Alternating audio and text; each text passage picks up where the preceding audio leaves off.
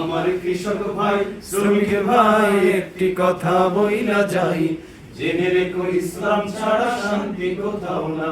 শিক্ষা ও সংস্কৃতির মান উন্নয়নে ইসলামিক শ্রমিক আন্দোলনের উদ্যোগে মত বিনিময় সভা ৮ আগস্ট শুক্রবার সন্ধ্যা ৭টায় ঢাকার পুনরপল্টন বিগ অ্যাপেল রেস্টুরেন্টে অনুষ্ঠিত হয় শিক্ষা ও সংস্কৃতির মান উন্নয়ন শীর্ষক এক মত বিনিময় সভা। যাদের কাজকে মূল্যায়ন করা হবে তারা আরো বেশি সৃজনশীলতার ক্ষেত্রে নতুন নতুন কাজের ক্ষেত্রে উদ্যমী হবে ইনশাআল্লাহ। পরিশেষে সকলকেই অসংখ্য মোবারকবাদ জানাচ্ছি।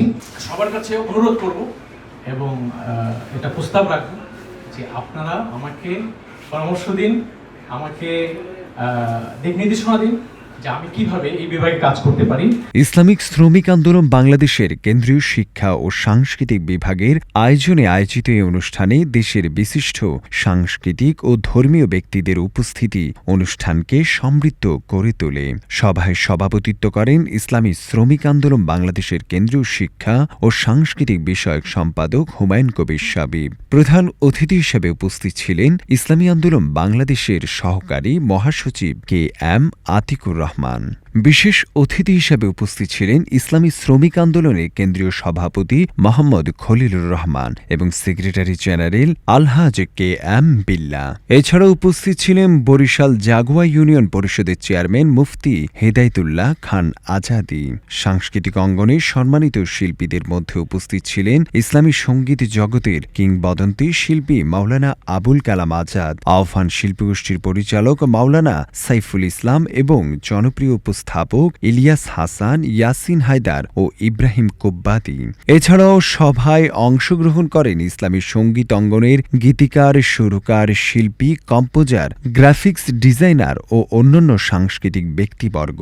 সভায় বক্তারা দেশের শিক্ষা ও সংস্কৃতির মান উন্নয়নে ইসলামী মূল্যবোধ ভিত্তিক দৃষ্টিভঙ্গির প্রয়োজনীয়তা তুলে ধরেন। তারা বলেন, ইসলামী সাংস্কৃতিক ও শিল্প চর্চাকে প্রাতিষ্ঠানিকভাবে এগিয়ে নিতে পারলে সমাজে ইতিবাচক পরিবর্তন আসবে। এদেশে যদি শুধুমাত্র ইসলামী শক্তিগুলো ঐক্যবদ্ধ হয়, এই নির্বাচনকে কেন্দ্র করে শুধুমাত্র ইসলামী শক্তিকে ঐক্যবদ্ধ হয় আর ফ্যাসিবাদ বিরোধী শক্তি যদি ঐক্যবদ্ধ হয়, ইসলামকে কেউ ঠেকাতে পারবে না। তো আমাদের সব আছে, এতগুলো সাংস্কৃতিক কর্মী আছে, আজকে আমি দেখতেছি প্রত্যেকেই তো সেলিব্রিটি এবং আমি প্রত্যেকের ফ্যান। সভায় নতুন প্রজন্মের শিল্পীদের প্রশিক্ষণ, সঙ্গীত শিল্পীদের মান উন্নয়ন এবং জাতীয় পর্যায়ে ইসলামী সংস্কৃতির বিস্তারে ধারাবাহিক কর্মসূচি গ্রহণের কথাও আলোচনা হয়। বিভিন্ন পদ্ধতিতে আমি চেয়েছি যে শিল্পীদের কাছাকাছি কিভাবে যাই, কারণ আপনারা যেভাবে উপস্থাপন করতে পারেন আমরা ওইভাবে পারি না।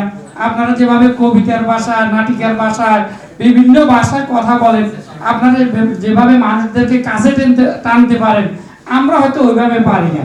তো আমরা চাইছি আপনাদের মাধ্যমে অন্তত এই সেক্টরটাকে কিভাবে বিপ্লব ঘটানো যায় বিভিন্ন সময়ে পরিকল্পনা করেছি।